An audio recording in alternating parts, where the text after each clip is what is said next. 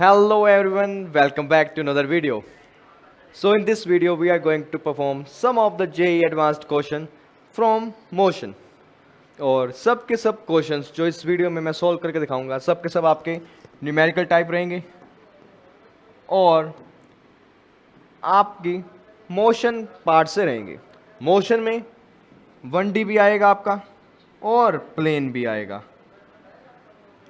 दोनों के concepts mix होंगे और साथ ही साथ मोशन का अलोन अगर मैं बात करूं स्ट्रेट लाइन या प्लेन का क्वेश्चन नहीं आता, वो कुछ ना कुछ कॉन्सेप्ट की मिक्सिंग करता है।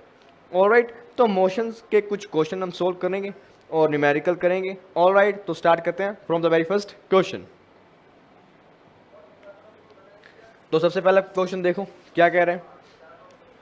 क्वेश्चन आपका 2023 JEE advance paper number 1। A ball is thrown from the location 0, 0 of a horizontal playground with an initial speed v naught at an angle theta naught from plus x direction। तो पहली line तो आपको ये बता रही है projectile motion का question है आपके पास। प्रोजेक्टाइल में वो आपको क्या बता रहे हैं कि ओरिजिन से आपने किसी भी एक बॉल को थ्रो किया और बॉल की जो आपको वेलोसिटी गिवन है वो है आपके वी नॉट इनिशियल स्पीड और angle with positive x axis is theta naught. बिल्कुल इतना कुछ गिवन है, हमने मेंशन कर दिया। आफ्टर दैट वो कहते हैं the ball is to be hit by a stone. ये बॉल एक स्टोन को हिट करेगी which is thrown at same time, जो कि सेम टाइम पर थ्रो किया गया from location x1 y1 l, 0, यानी इससे l डिस्टेंस दूर एक पॉइंट होगा जिसका नाम l, 0। इस पॉइंट से एक ऑब्जेक्ट को थ्रो किया गया, यानी एक स्टोन को थ्रो किया गया जो इस बॉल से टकराएगा। The stone is thrown at an angle 180 minus theta 1 from plus x direction, यानी प्लस एक्स डायरेक्शन से उसका एंगल आपको गिवन है 180 माइनस थीटा 1। तो ये आपका अंदर का एंगल क्या हुआ, थीटा 1। ऑलराइट, ये कुछ आपको गिवन है और इसकी स्पीड आपको गिवन नहीं है, तो मैं इसकी स्पीड लिख देता हूं v, no doubt. After that for a fixed V naught, यानी वी नोट की एक फिक्स वैल्यू के लिए अगर थीटा नोट थीटा 1 45 है, अगर थीटा नोट 45 थीटा 1 45 है, the stone hits the ball after time t। तो बॉल और स्टोन का जो कोलिजन हो रहा है वो टाइम t1 पर हो रहा है। ठीक है अभी व्हेन थीटा नोट थीटा 1 आर, जब आपको थीटा नोट 60 गिवन है, थीटा 1 आपको गिवन है 30 डिग्री, उस टाइम दोनों का जो कोलिजन हो रहा है वो हो रहा है टाइम t2 पर। बिल्कुल, तो बताओ t1 बाई t2 का होल स्क्वायर क्या होना चाहिए। तो बेसिकली क्वेश्चन आपका कोलिजन, यानी यहां बात हो रही है रिलेटिव वेलोसिटी की, रिलेटिव मोशन है। एक ऑब्जेक्ट यहां से आ रहा है, एक ऑब्जेक्ट यहां से आ रहा है, दोनों क्या करेंगे, कोलाइड करेंगे। तो कोलिजन के लिए मैं थोड़ा सिनेरियो देखता हूं। मुझे इतना पता है, अगर मैं इस वेलोसिटी के कंपोनेंट्स को तोड़ूं, vertical component v naught sine theta naught, horizontal v naught cos theta naught, इसका वर्टिकल वी साइन थीटा 1 और हॉरिजॉन्टल इसका होगा आपका वी कॉस थीटा 1। बिल्कुल, अब बात ऐसे है कि एक ऑब्जेक्ट यहां से आ रहा है, एक ऑब्जेक्ट यहां से आ रहा है, दोनों हवा में आ रहे हैं, कोलाइड कर रहे हैं। तो हवा में जब वो आएंगे तो दोनों की अगर रिलेटिव वेलोसिटी देखूं तो एक दूसरे के आमने सामने आ रहे हैं, रिलेटिव वेलोसिटी दोनों की ऐड होगी और कितना डिस्टेंस कवर करेंगे, वो करेंगे l। तो मैं ये बात कर सकता हूं फॉर केस ए, जब आपको थीटा नोट 45 गिवन है, थीटा 1 45 डिग्री गिवन है, उस पूरे के पूरे प्रोसेस में दोनों की जो हॉरिजॉन्टल कंपोनेंट है वो एक तरफ है, तो मैं कह सकता हूं रिलेटिव वेलोसिटी जो होगी इनकी, यानी नेट वेलोसिटी, वो होगी आपकी V naught cos theta naught plus V cos theta 1। बिल्कुल, और वो कितना डिस्टेंस कवर करेंगे, l, और टाइम कितना ले रहे हैं कोलिजन में, t1। तो t1 की वैल्यू तुम्हारे पास क्या होगी, speed, distance by speed, distance l, speed तुम्हारे पास ये रही, थीटा नोट थीटा 1 की वैल्यू तुम्हारे पास है 45 ए केस के लिए। तो यहाँ बनेगा 1/√2, यहाँ बनेगा 1/√2, तुम्हारा आंसर है वी नोट प्लस वी √2 ऊपर गया। ये इक्वेशन नंबर 1, ये तुम्हारे पास T1 की वैल्यू आई। ठीक है, अब T1 में भी वी नोट और वी में भी कुछ ना कुछ सिनेरियो बिठाना पड़ेगा आपको, क्योंकि T2 में भी ऐसा कुछ इक्वेशन आएगा। इसी केस में अगर मैं बात करूं, जब दोनों ऑब्जेक्ट्स किसी हाइट पर कोलाइड करेंगे उस दौरान उनकी हाइट सेम होगी, बिल्कुल, और टाइम लग रहा है उनको टी कोलिजन में। तो अगर हाइट सेम है तो मैं ये कह सकता हूं कि जो इनका वेलोसिटीज का वर्टिकल कंपोनेंट है वो इक्वल डिस्टेंस कवर अप करवाएगा इक्वल टाइम में। तो ये दोनों के दोनों कंपोनेंट्स आपके क्या होंगे, एग्जैक्टली सेम। दोनों के दोनों कंपोनेंट्स एग्जैक्टली सेम होंगे बिकॉज सेम हाइट तक ऑब्जेक्ट जा रहे हैं, तो दोनों के दोनों कंपोनेंट्स आपके सेम। तो मैं कह सकता हूं वी नॉट साइन 45 यानी 1/√2 will be equal to V sine 45 1/√2, √2 से √2 गया, V naught will be equal to V, और तुम्हारे पास T1 की जो नई वैल्यू बनी वो बनी तुम्हारे पास L divide by V naught plus V करोगे तो L√2 divide by 2 times of V, या यहाँ पे वी नॉट लिख दो। अब इसको नाम दे दो इक्वेशन नंबर 1। सेम काम हम करेंगे सेकंड केस के लिए, जो आपका सेकंड केस है, case number 2। Theta naught 60, theta 1 30 degree तुम्हें गिवन है, यही वैल्यूज गिवन है आपको, बिल्कुल, थीटा नॉट 60, थीटा 1 30।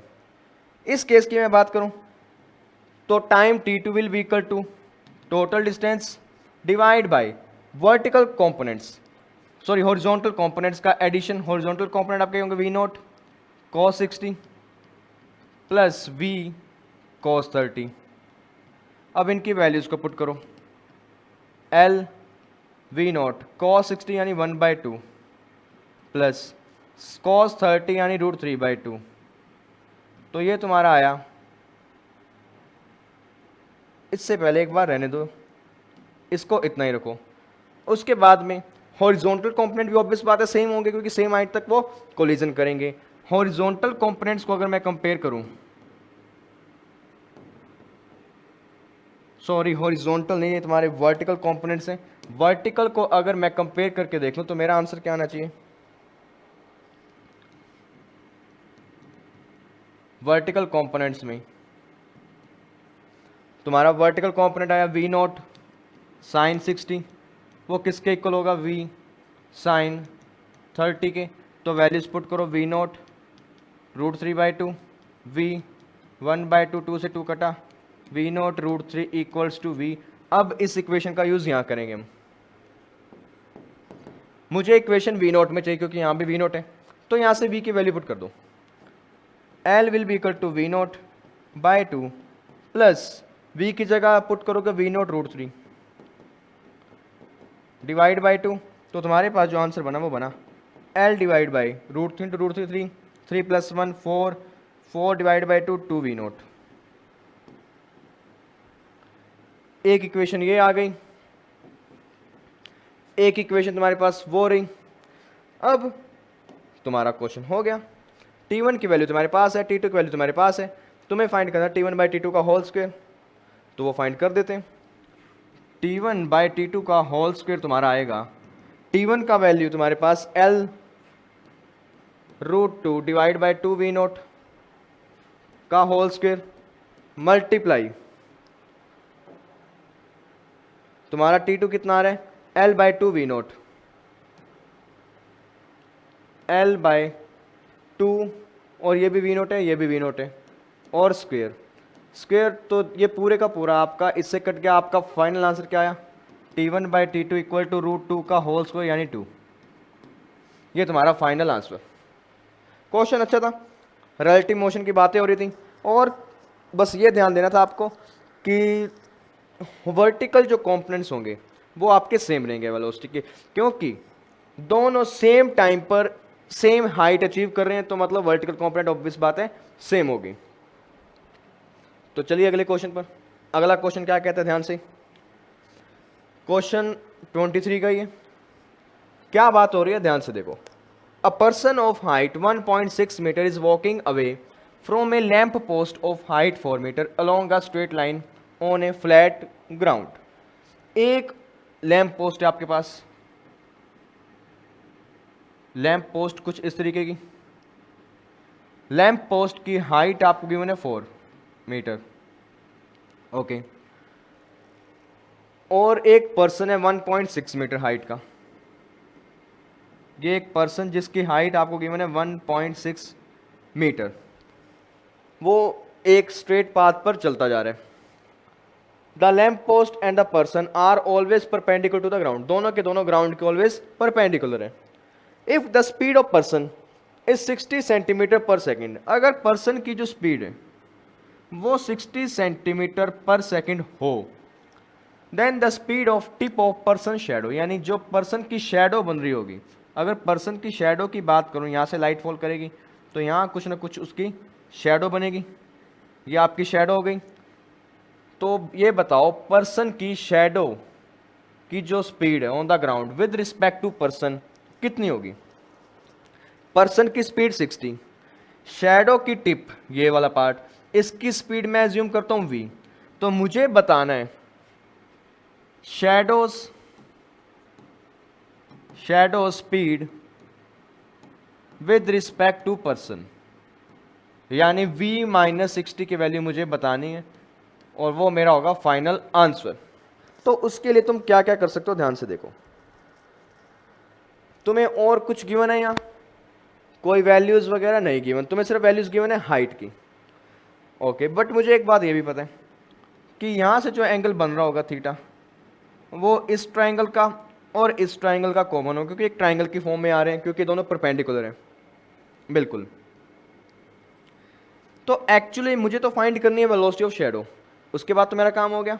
और मुझे वाइब आ रही है यहाँ से, अगर पर्सन चल रहे हैं तो ये डिस्टेंस चेंज होगा, ये डिस्टेंस भी चेंज होगा, साथ साथ शेडो भी लंबी होती जाएगी, शेडो भी बढ़ेगी, पर्सन भी आगे बढ़ेगा, मतलब ये डिस्टेंस टाइम के साथ चेंज हो रहा है। जब कोई चीज़ टाइम के साथ चेंज हो रही है तो वहाँ पर आता है आपका डिफ्रेंसिएशन, और यहाँ डिस्टेंस चेंजिंग विद टाइम है तो वेलोसिटी का कुछ सीन बनेगा। तो ऐसा कुछ सिनेरियो अपने बनाते हैं।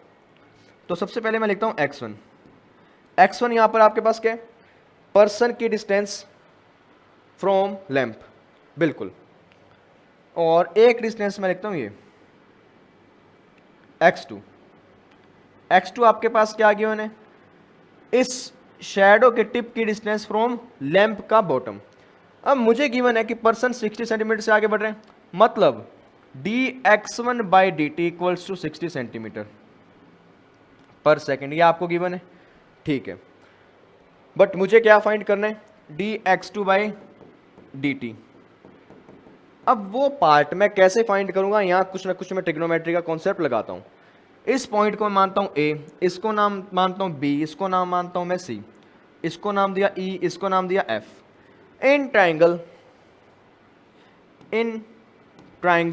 ABC एंड ट्राइंगल EFC दोनों में थीटा कॉमन है, थीटा कॉमन है तो दोनों का टेन थीटा सेम होना चाहिए। तो दोनों का टेन थीटा फाइंड करो।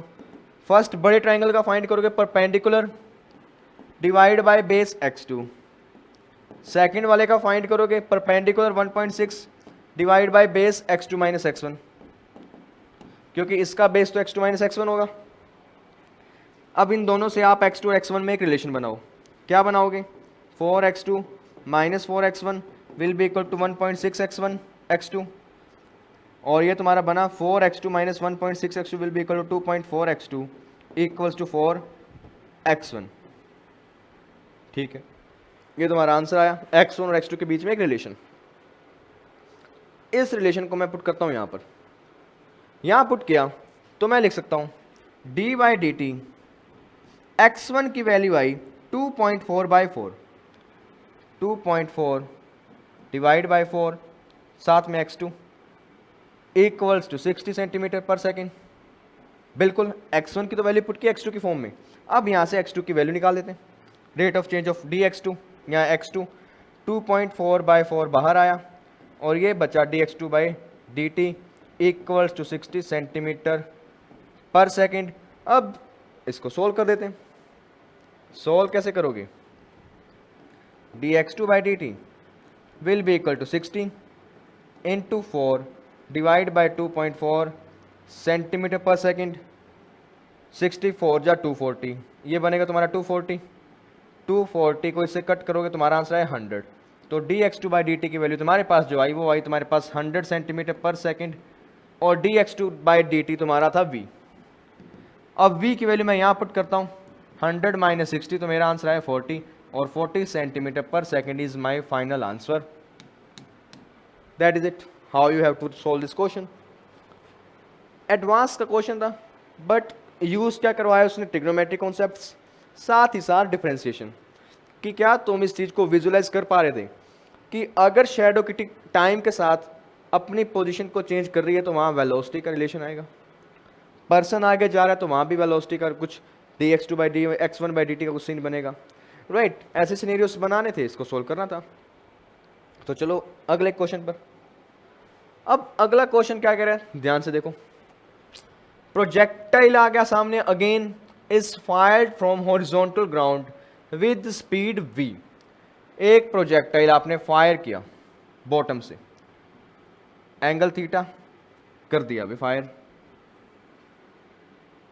When the acceleration due to gravity is g, the range of projectile is d। जब acceleration due to gravity g था, उस दौरान जो आपके पास रेंज आई, जो रेंज का फॉर्मूला हमारे पास होता है, रेंज का formula u square sine 2 theta by g, उसकी वैल्यू वो बोलता है कि डी है, मान लेते हैं। If at the highest point in its trajectory, यानी इस प्रोजेक्टाइल के टॉप मोस्ट पॉइंट पर, हाईएस्ट पॉइंट पर आने पर, the projectile enters in a different region where effective acceleration due to gravity is g dash. और इस रीजन में आते ही नया एक्सेलरेशन ड्यू टू ग्रेविटी बना आपका g/0.81। ठीक है, क्वेश्चन एडवांस क्या है, वो सिनेरियो चेंज करेगा, मान लिया। तो बताओ न्यू रेंज डी डैश, तो उसके बाद में जो मोशन की नई रेंज आपके पास ऑब्टेन होगी वो क्या होनी चाहिए? तो देखो मोशन में क्या हुआ इस पूरे सिनेरियो में, पहले पार्टिकल यहां से यहां तक गया, उसके बाद में g की वैल्यू चेंज हो गई, यानी जी डैश आ गया, तो वो कहीं और गिरेगा। ठीक है, तो रेंज आपके पास होगी यहां से यहां तक की, तो आप बोल सकते हो d/2, क्योंकि यहां तक तो आपका g सेम ही था। ठीक है, और यहां से यहां तक की जो नई रेंज आएगी वो मान लो x। ठीक है, x आएगा, तो मेरा जो नया टोटल रेंज आया वो आया d/2 प्लस x, और वो किसके बराबर आपको गिवन है? nd की। और यहां से तुम्हें बताना है कि n कितना होगा, और ये टोटल आपका d dash.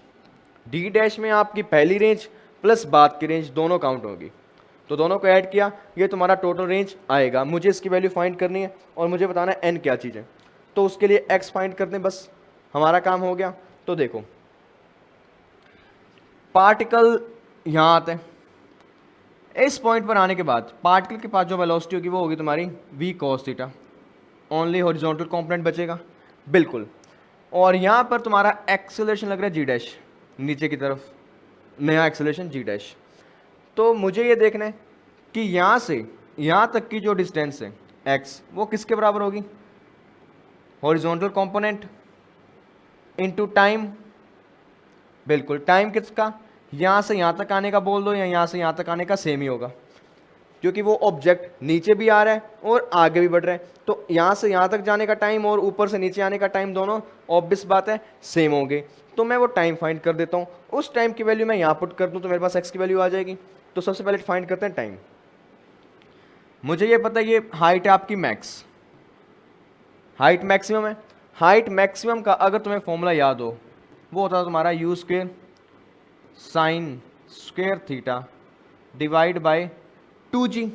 Okay, particle maximum height पर है, वर्टिकल कंपोनेंट 0 है उसका, यहाँ से यहाँ तक का डिस्प्लेसमेंट तुम्हारे पास ये रहा, तुम्हें फाइंड करना है टाइम, एक्सेलरेशन तुम्हारे पास है, इक्वेशन ऑफ मोशन यूज करो यहाँ से यहाँ तक के मोशन में, इक्वेशन ऑफ मोशन से मैं एक चीज बता सकता हूं,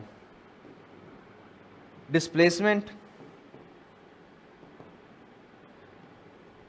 S equal to u t, u आपका 0 plus 1/2 g dash t square, और यहां से तुम्हारे पास जो t की वैल्यू आई वो आई 2 इस तरफ जाएगा, और यहाँ पर एक 2 और भी तो है तुम्हारा मैक्सिमम हाइट का, ये 2 से 2 कैंसिल, ये जी डैश डिवाइड में आया, तो तुम्हारे पास फॉर्मूला बना टी डैश का या टी स्क्वेयर का, u square sine square theta divide by g into g dash, और जब इसका रूट करोगे तो इसकी स्क्वायर हट गई, इसकी स्क्वायर हट गई, और बचा सिर्फ ये पार्ट रूट में। ये तुम्हारे पास टाइम आ गया। अब इसको करते हैं सॉल्व फर्दर। बस मुझे अब x की वैल्यू को फाइंड आउट करना है और कुछ नहीं करना। अब मैं x की वैल्यू फाइंड आउट करता हूं। x आपका किसके बराबर है? v cos theta into time. v cos theta मेरे पास है। अब मैं टाइम को लेके आऊंगा बीच में। टाइम आपका आया v sin थीटा, यहाँ v और u एक ही बात है, मैं इनिशियल वेलोसिटी की बात कर रहा हूँ, divide by g into g dash, sine theta और कॉस थीटा, और ये स्क्वायर बना v स्क्वायर। इसको u u रहने दो, तुम्हारा ये u ही है, इसको u पुट रखो, ऐसे बाद में कंफ्यूजन होगी। u और ये भी u और यहाँ भी u square sine theta cos theta, 2 से मल्टीप्लाई किया, 2 से डिवाइड किया, तो ये बना साइन 2 थीटा बाई 2, बिल्कुल। साथ में बचा 1/√g इंटू जी डैश, बिल्कुल। इसको तुम लिख सकते हो u स्क्वेयर साइन 2 थीटा, 2 तुम्हारे पास ऑलरेडी है, ये जी स्क्वेयर बाहर आएगा, जी बनेगा, और ऊपर 0.81 0.81 को क्या लिखोगे? 0.9 you square sine 2 theta by 2g into 0.9। अब ध्यान से देखो, ये पार्ट तुम्हारा कंप्लीटली क्या बनता है? D, initial range. तो x की वैल्यू तुम्हारे पास आई d मल्टीप्लाई 0.9। तो मुझे क्या फाइंड करना? d डैश में मुझे ये देखना है कि d के साथ क्या मल्टीप्लाई में आ रहा है। d/2 तुम्हारा ऑलरेडी है, प्लस d इंटू 0.9 आ गया। अब इसको सोल्व करो, 1/2 बना 0.5, 0.5 प्लस 0.9, तो ये तुम्हारा बनना चाहिए 1.4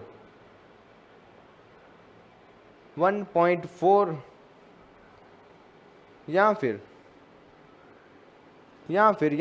फिर कुछ और बनेगा। ये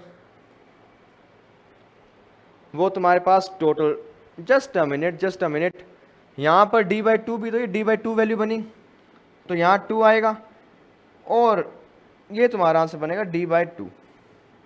तो जब तुम इसको सोल्व करोगे 0.5 प्लस 0.45,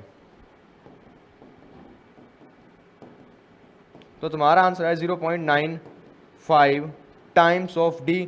तो n की वैल्यू तुम्हारी आई 0.95।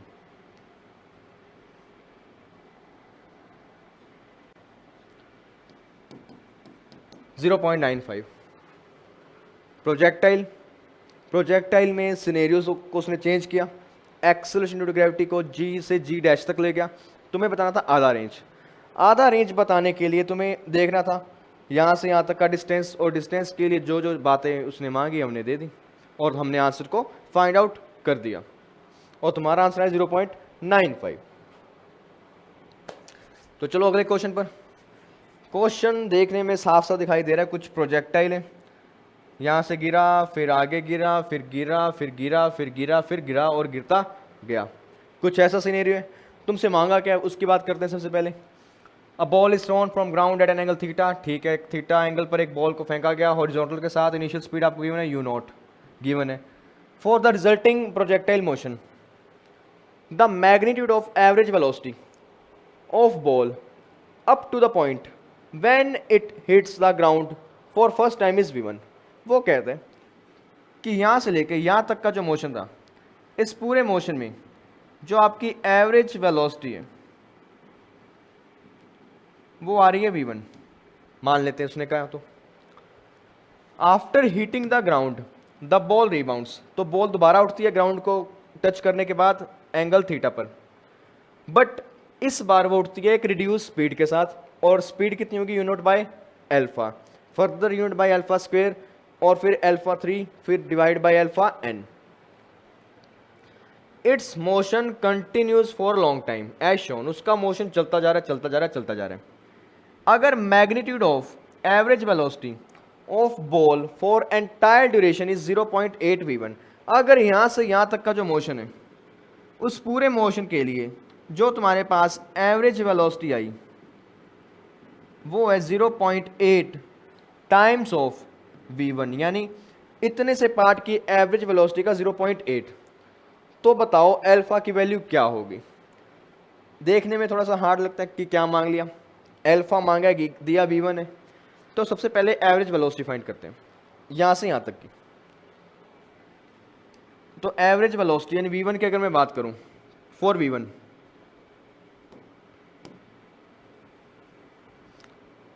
v1 के मोशन की बात करते हैं,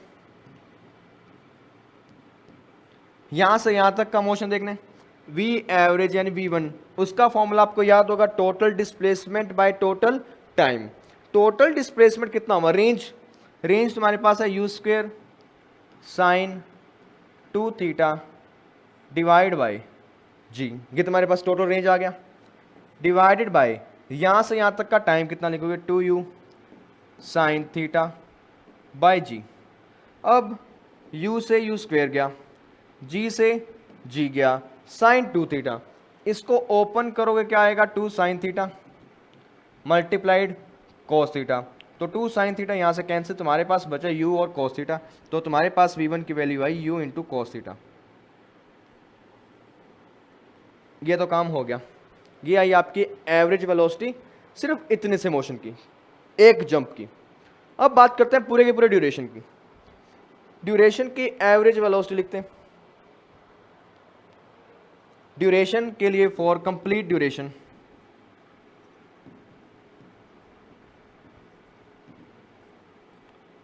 कंप्लीट ड्यूरेशन का सिनेरियो देखो क्या है। वैल्यू तुम्हें गिवन है 0.8 टाइम्स ऑफ v1, v1 आपका u cos थीटा होगा, ठीक है।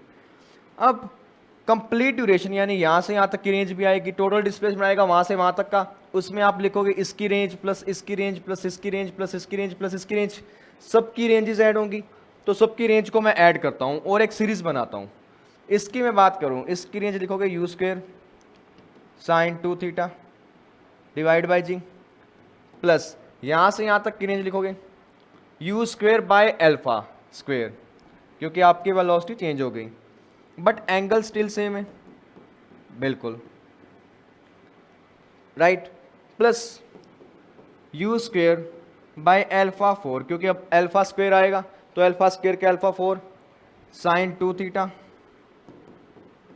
Divide by g, plus dot dot dot u square divide by alpha की power 2n sine 2 theta by g. ये तुम्हारा आ गया टोटल डिस्प्लेसमेंट। अब इसको डिवाइड करता हूँ टोटल टाइम से। टोटल टाइम क्या लिखोगे, यहाँ से यहाँ तक का, एक का time 2u sine theta by g, दूसरे का टाइम कितना होगा 2u by alpha sine theta by g, plus 2u sine theta by g, और साथ में अल्फा स्क्वेयर। ऐसे ही कंटिन्यू करते रहो, तो ये बना 2u sine theta divide by g alpha की, और यहाँ अल्फा रेज्ड पावर n, ठीक है। सीरीज बनी, सीरीज में से बहुत सी टर्म कॉमन आ रही है, कौन सी, जी जी जी, तो आपका कॉमन आके कैंसिल। दूसरी बात, u स्क्वेयर और यहाँ u, तो स्क्वेयर गया, बिल्कुल, ऊपर साइन 2 थीटा डिवाइड में बचा 2 साइन थीटा, तो इसको ओपन करोगे क्या आएगा, 2 sine theta cos theta, 2 sine theta इस 2 साइन थीटा से कैंसिल, तुम्हारे पास जो फाइनल इक्वेशन बची वो कुछ इस तरह की बचेगी कि आपके पास हर टर्म में से v cos theta u cos theta तुम्हारा कॉमन आएगा, u cos थीटा यहाँ से कॉमन आया और ये बचा 1 plus 1 upon alpha square plus 1 upon alpha 4 up to 1 upon alpha n divide by, यहाँ से सब टर्म कैंसिल तो एल्फा एल्फा बच रहे हैं, तो ये बना 1 plus 1 by alpha plus 1 by alpha square plus plus plus 1 by alpha n हो गया। फर्दर v cos थीटा तुम्हारे पास क्या है, v1 ही तो है, बिल्कुल, तो ये v cos थीटा इस v1 से कैंसिल हो गया। मुझे फाइंड करना है अल्फा का वैल्यू और मुझे यहाँ से जो स्मेल आ रही है वो आ रही है आपके एक सीरीज़ की। तो सीरीज़ कौन सी मिल रही है, geometric progression. Geometric progression decreasing order में, तो उसका सम कर दो, 0.8 विल बी इक्वल टू, अगर फॉर्मूला याद हो, सम ऑफ जीपी यानी डिक्रीजिंग ऑर्डर वाले का 1 माइनस आर, तो इसको क्या लिखोगे, ए यानी first term 1 divide by 1 minus common ratio, इस टर्म को इससे डिवाइड करो, 1 अपॉन एल्फा स्क्वायर आएगा डिवाइड बाय पहली टर्म 1 माइनस 1 अपॉन एल्फा, क्योंकि इनको डिवाइड करोगे 1 अपॉन एल्फा आएगा। बिल्कुल, जस्ट लेट मी नो कि यहाँ माइनस आएगा या प्लस आएगा,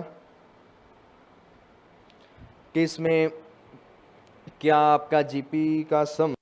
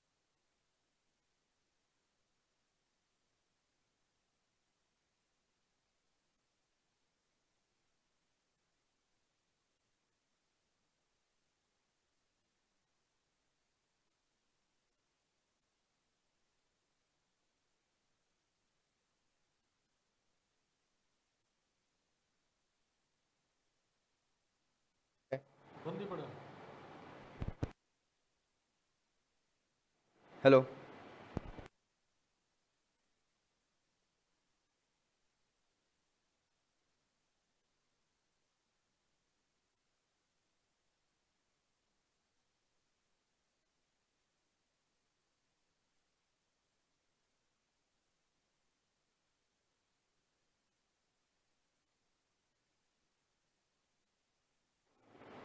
ऑल राइट ऑल राइट। तो अगला क्वेश्चन क्या कह रहे हैं? A ball is projected from the ground at an angle 45 degree with horizontal surface. एक बॉल को आपने प्रोजेक्ट किया। प्रोजेक्टिल क्वेश्चन, प्रोजेक्टिल का पार्ट ज़्यादा आता है हमेशा मोशन वाले में, और एडवांस में तो आता ही आता है वो।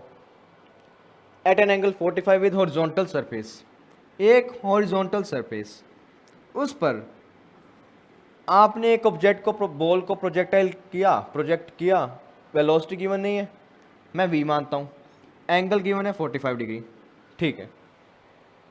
It reaches a maximum height of 120 metre. तो ये एक मैक्सिमम हाइट लेते हैं 120 मीटर की, ठीक। Upon hitting the ground for the first time, जैसे ही वो ग्राउंड को हिट करता है first time, it loses half of its kinetic energy. तो इस पॉइंट पर उसकी जो काइनेटिक एनर्जी है वो इनिशियल का हाफ हो गई। यहाँ पर अगर कई थी टोटल एनर्जी, तो यहाँ पे कई बाय 2 हो गई, तो ठीक है। Immediately after the bounce velocity of the ball makes an angle 30 degree. इसके बाद जैसे ही वो वापस उठा, एंगल बन रहा है 30 डिग्री, ठीक है। एंगल 30 डिग्री मान लेते हैं, बोल रहे तो एंगल 30 डिग्री अगर बन रहा है तो आपको क्या बताना है? The maximum height it will reach after the bounce in metres. तो बताओ इसके बाद वो मैक्सिमम हाइट कितनी अचीव करेगा? तो साफ साफ सिस्टम है, मैक्सिमम हाइट फाइंड करनी है बाद की। तो मैक्सिमम हाइट का फॉर्मूला तुम्हारे पास है you square sine square theta divide bye 2g। तुम्हें क्या चाहिए? Just velocity. वेलोसिटी हम कहाँ से फाइंड करेंगे? काइनेटिक एनर्जी से। हम देखेंगे कि फाइनल काइनेटिक एनर्जी और इनिशियल काइनेटिक एनर्जी में रिलेशन बनाएंगे और वेलोसिटी को बता देंगे।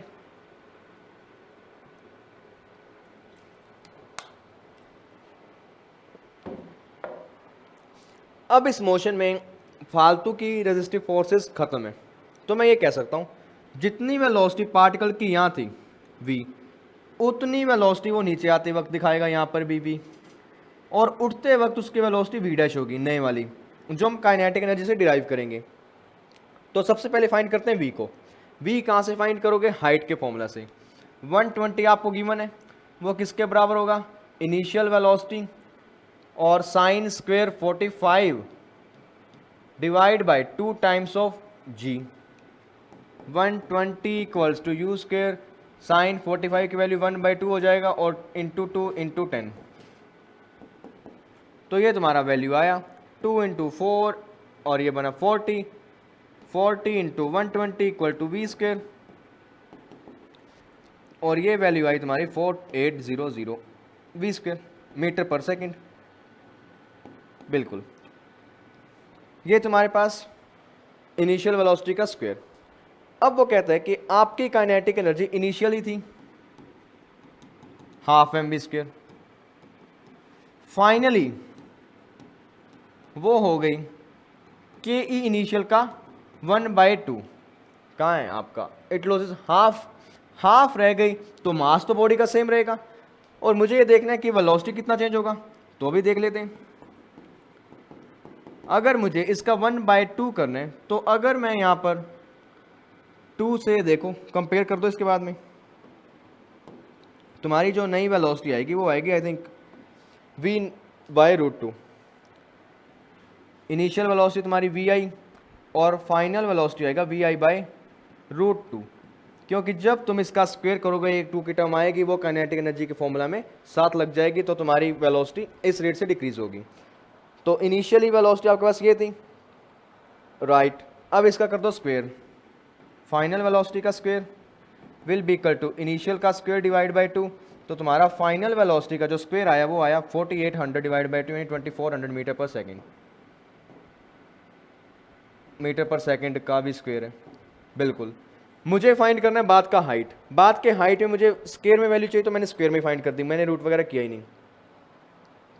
तो हाइट फाइंड करोगे, हाइट के लिए लगा दो फॉर्मूला यू स्क्वायर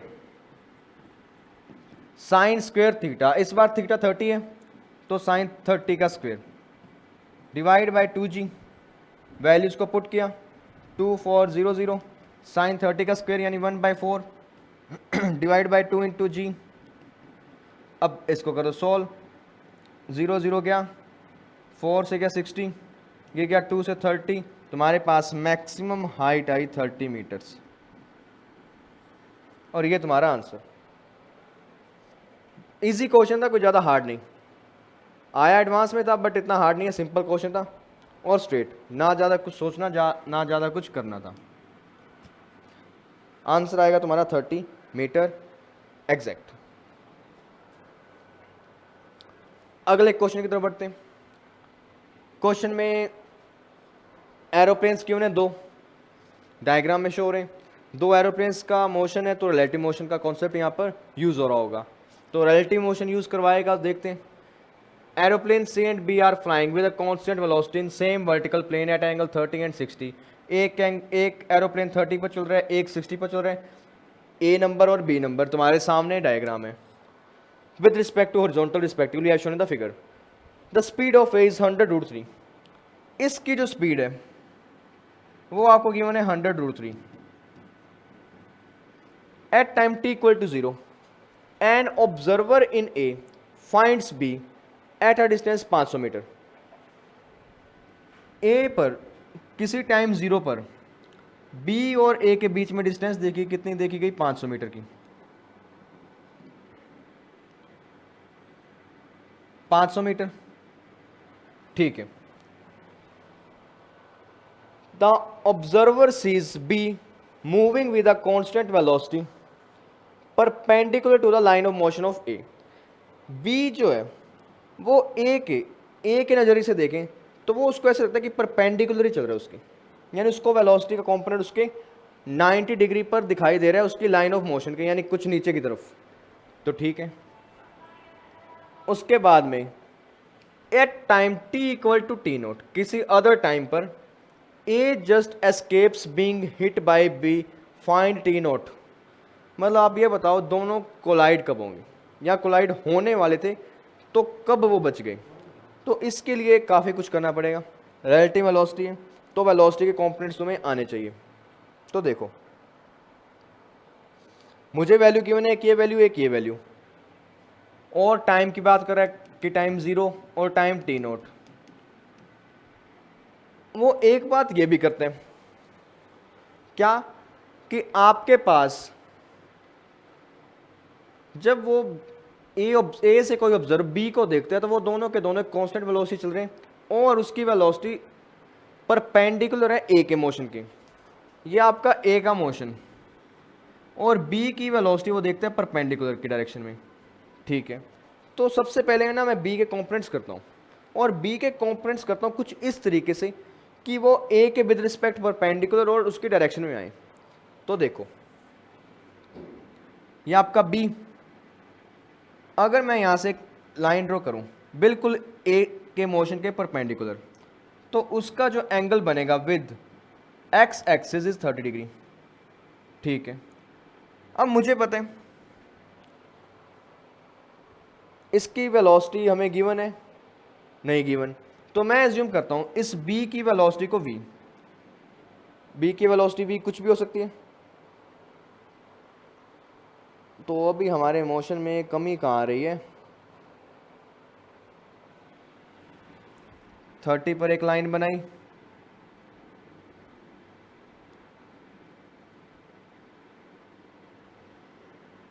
बिल्कुल एक आएगी इसके परपेंडिकुलर, ऑलराइट। तो यहाँ काफ़ी कंपोनेंट्स का थोड़ा सिनेरियो होने वाला है, तो दोबारा देखो ढंग से, कंपोनेंट्स थोड़े से कंबाइन होंगे अलग अलग तरीके के। तो देखो आपको यहाँ से वैल्यू गिवन है 100√3 मीटर पर सेकेंड,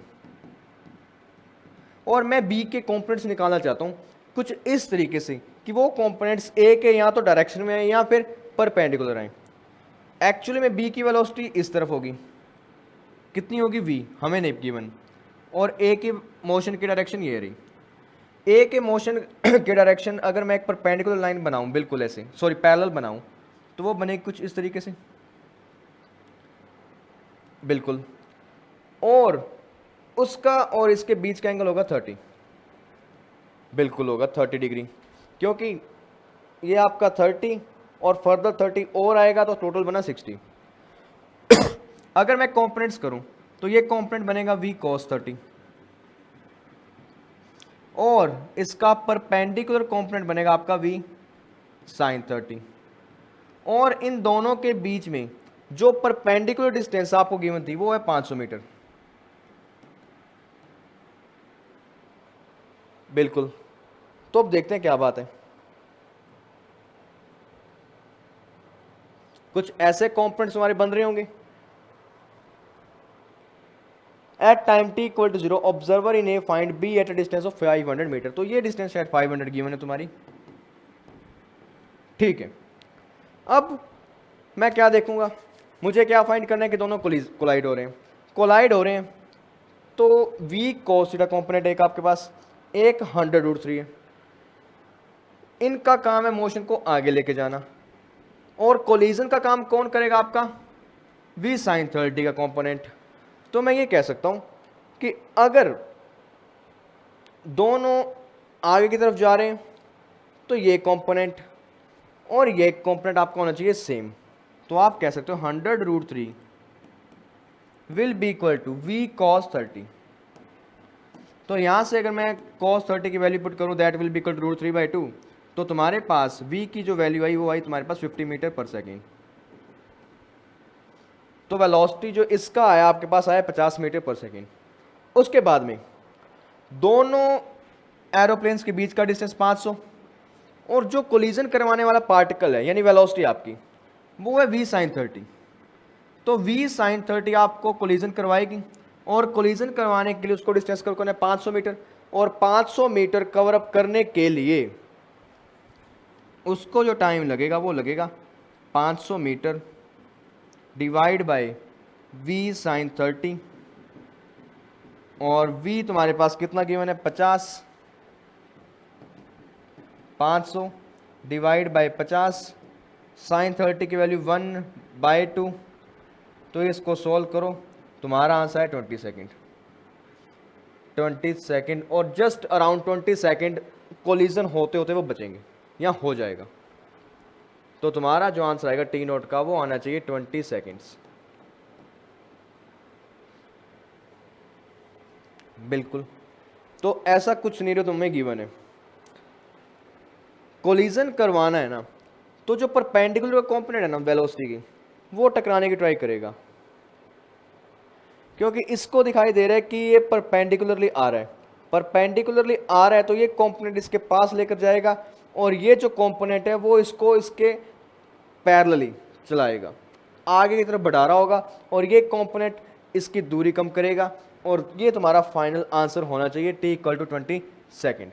थोड़ा सा अलग तरीके का क्वेश्चन था, कंपोनेंट्स को भी कंपोनेंट्स की फॉर्म में तोड़ना था। यूजुअली हम कंपोनेंट्स को तोड़ते हैं cos 60 यहाँ पर, sin 60 यहाँ, बट मोशन ऐसा कुछ था और क्वेश्चन की रिक्वायरमेंट भी ऐसी थी कि आपको कंपोनेंट्स को तोड़ना था इस डायरेक्शन में, ये परपेंडिकुलर, ये तुम्हारा हॉरिजॉन्टल वाला कंपोनेंट, राइट। तो इस तरीके से तुम्हें इसको सॉल्व करना था और ये तुम्हारा फाइनल आंसर होता। So that is it for today. I hope आपको ये क्वेश्चन समझ आए होंगे। जेईई एडवांस के क्वेश्चन थे, थोड़ा सा लेवल भी इनका अप होता है, ऑब्वियस बात है, जो तुम्हें पता ही होगा जिस कंपटीशन के लिए तुम फाइट करो उसका लेवल क्या होना चाहिए। So I have done best from my side to give you solution.